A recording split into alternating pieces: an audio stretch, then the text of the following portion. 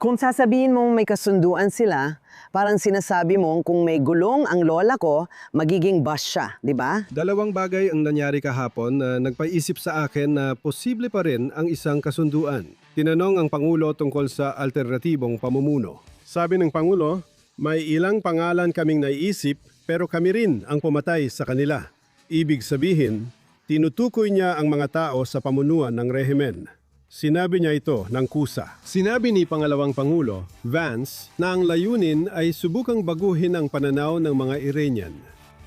May intindihan nilang hindi nila makukuha ang sandatang nuclear kailanman. Si Daddy Vance ay kabilang sa panig ng administrasyon na may pagdududa sa totoo lang. Pakinggan naman natin si Kalihim ng Estado, Marco Rubio, at idagdag ko na rin pati si espesyal na sugo, Steve Whitcock. Ang gusto lang niya ay makipagkasundo. Sige, hindi natin siya mapaghihinalaang naghahanap ng gulo o digmaan. Kahit siyang nagsabi, pumunta kami at sinubukan, pero sabi nila may sapat na silang enriched uranium para sa 11 bombang nuklear at handa na sila sa loob ng 1 linggo. Hindi dahil ayaw ng Amerika ng kasunduan ang dahilan ng digmaan na yon, kundi dahil tumanggi ang Iran makipag-usap ng seryoso.